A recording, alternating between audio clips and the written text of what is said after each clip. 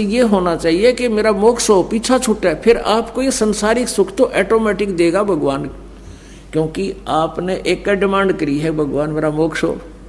तो मोक्ष के लिए तो भक्ति करनी पड़ेगी आपने, और भक्ति प्राणी तभी कर सकता है जब उसको उसका मन टिक जा। मन कब टिकेगा? जब आपकी जो कंपल्सरी रिक्वायरमेंट हो और जिसके कारण ये मन दौड़ता है इधर उधर, वो पूरी हो जाएगी।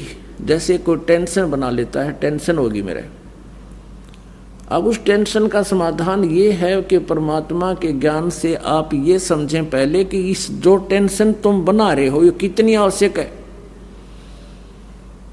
और फिर परमात्मा उस टेंशन को जो आपके भक्ति में बाधक है उसको ठीक कर देगा। फिर आपका कितना गदगद होगे, कितनी भक्ति में रुचि बनेगी। तो आप ये मांगोगे कि मैंने परमात्मा मोक्ष दो, तो फिर परमात्मा का कर्तव्य बदल जाता है, वो फिर आपको मोक्ष के लिए ही तैयार करता है, और फिर आपके उस मोक्ष मार्ग में जो बाधाएं आती हैं ऑटोमेटिकली उन दुखों को दूर करेगा, अगर वो आवश्यक होंगी। और ये जो यहाँ की डिमांड है, मेरे कार हो जा, कोठी हो जा, बेटा हो जा, बेटी हो जा, मैं उच्च पोस्ट बन जाऊं, प्राप्त हो जाऊं, एमएलए बन जाऊं, मंत्री बन जाऊं, प्रधानमंत्री बन जाऊं, ये मन की बकवाद है, ये परमात्मा नहीं सुनता। क्योंकि परमात्मा उन चीजों को आपको देगा जो आपके इस जन्म मरण के रोग के नाश करने में बाधक ना हो। जैसे किसी का हाई ब्लड प्रेशर है और वो नमकीन पकौड़े मांगे और खूब जोर दे रहा है, रोवर पा पीटे, पर घर वाले को नहीं देना, डॉक्टर अलाउड करे, किसका प्रत्यक्ष मौत है इससे। तो ऐसे ही पुण्यात्माओं इस भक्ति मार्ग में, यानी इस परमात्मा के ऑपरेशन थिएटर में, इस ट्रीटमेंट अंडर ट्रीटमेंट आप होगे हो, तो अब आपके मन की नहीं चलेगी, आपको वही वस्तु देगा भगवान जो आपके इस जन्म मरण के रोग के नाश में बाधक ना हो। ऐसी वस्तु नहीं देगा जैसे ब्लड प्रेशर में और नमकीन पकौड़े विष है उसके लिए। तो ऐसा विष आप डिमांड भी करते रहोगे, प्रभु नहीं देगा। आइयो से मत आइयो, क्योंकि हमारा उद्देश्य यहाँ आपको सेठ बनाना नहीं, इस भौतिक सेठ बनाना नहीं, आध्यात्मिक सेठ बनाना है हमारा उद्देश्य। और परमेश्वर कबीर जी कहते हैं, कबीरा सब जग निर्धना धनवंता नहीं कोए, और धनवंता सो जानियो जिस पर राम नाम धन होए। और अन्य सुख तो आप ही होंगे।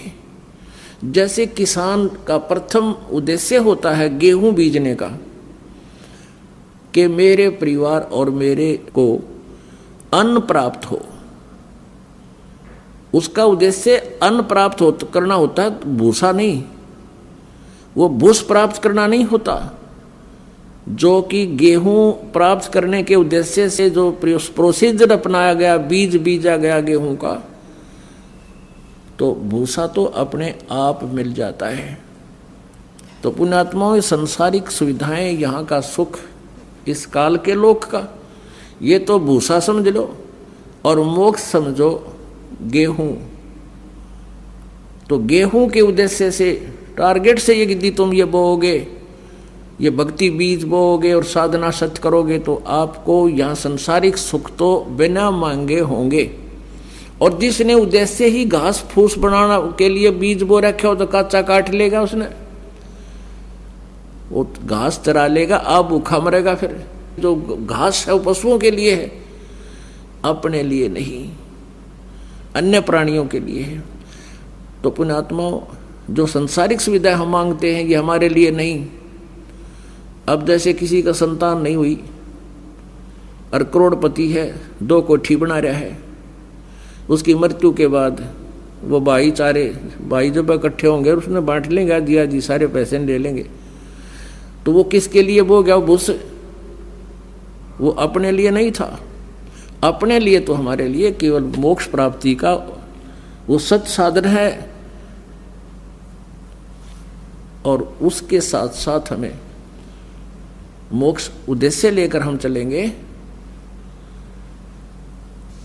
तो संसारिक सुविधाएं भी पैरेलल होंगी ही होंगी, ये तो हो ही नहीं सकता। तो पुण्यात्माओं, हमारे अंदर एक ऐसा प्रभाव है कि जिसका संतान नहीं उसकी एक करट हो, भगवान संतान दे दे, भगवान संतान दे, मोक्ष मेरा बेशक ना हो, फिर उस व्यक्ति को यहाँ आने की कति जरूरत नहीं, ये सत्कर मान लियो। और जिसके पास जिसका कर्जा है, धन नहीं है, वो केवल एक उद्देश्य से लेकर आवा है, मेरा धन हो जा। ठीक है, हम प्रथम बार जो आता है उसको सांत्वना भी देते हैं, भाई भक्ति करते रहो, सब ठीक हो जाएगा। बिल्कुल आपके पास धन भी होगा, आपका संतान भी होगी, यदि परमात्मा आवश्यक समझेगा। क्योंकि हम इस तत्व ज्ञान से कति अपरिचित हैं, इसलिए हम परमात्मा के उस वास्तविक मूल मंत्र को ना चाहकर, मोक्ष को ना चाहकर संसारिक सुविधा चाहते हैं। और परमात्मा कहते हैं झूठे सुख को सुख है, ये मान रहा मनमोद, ये सकल चबीना काल का, कुछ मुख में कुछ गोद है। तो हमने एक ही डिमांड करनी चाहिए परमात्मा पाने की, मोक्ष कराने की।